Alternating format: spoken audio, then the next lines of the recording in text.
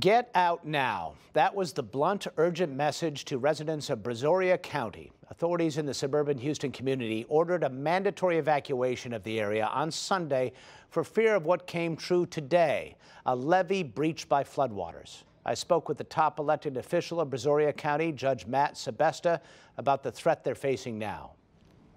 Judge Sebesta, thank you for being with us. I know you're very busy. Bring us up to date on that levee breach and the consequences of that. Thank you, Miles. Yes, this morning we had a breach of a levee at the Columbia Lakes subdivision near West Columbia on the west side of the Brazos River. And we had water coming into the subdivision, but we had some great volunteers that got out there, got that under control. So at this point in time, that particular position on the levee has been fortified. The water that was coming in was from the local rains that we have gotten over the last 3 to 4 years. But it is very close to the Brazos River, which is still rising in that area. And the National Weather Service has predicted that the level will be higher than the top of the levee. So we are still very concerned about that area as the river continues to rise.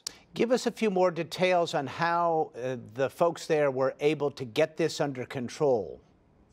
Well, my understanding, and I've not been out there personally, they got out there and they used plywood and what have you to get the leaking temporarily stopped. Volunteers came in. We had a local contractor, I believe, donated some material.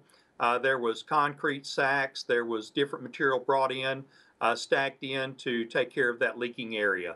Sounds like a heroic effort. Well, great volunteers. That's what Texas and Brazoria County is known for.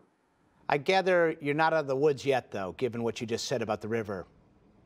Not at all. Actually, our worst flooding is in front of us for the west side of the county. We have two major rivers that flow through the west side, the San Bernard River and the Brazos River. Both of those are in major flood stage. They're still rising. We had a major flood on the Brazos River last year where the crest was at 52.56. We're already above that level, and we will be in major flood stage for many days to come. It will be pouring a whole lot of water out into its floodplain, going into another body of water, Oyster Creek, which will then spread out. Last year, when this happened, Oyster Creek was running at below normal. The ground was dry. In some areas, we've had up to 3 feet of rain in this county over the last 3 to 4 years, or 3 to 4 days. So every low spot, all the creeks and bayous are full already. All of this river water that will flow out will just make it even worse, and that water will continue to flow through the county for many days to come. Judge, do you have any idea how many people are out of their homes now and what you might project as that flooding continues? I hope that most people are out of their homes. This has been a mandatory evacuation area for the last 48 hours.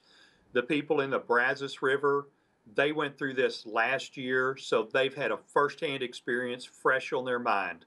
They should be gone. I hope they are all gone. The San Bernard River, it's been a while since they've been in major flood stage. I hope that they have left. We're a rather large county. We have limited resources this time to get out and assist people because we have such widespread rain and damage all up and down the Texas coast. So we're a little bit sparse on having resources come in to assist. We're mostly local resources at this time. Our Sheriff's Office, Gulf Coast Rescue Squad, local DPS troopers and game wardens. We've had a few come in from the outside. We're hoping to get additional help because we know down in the river bottoms, we're going to have a lot of flooding. We wish you well as that unfolds. Matt Sebesta is a judge in Brazoria County. Thank you. Thank you, Miles.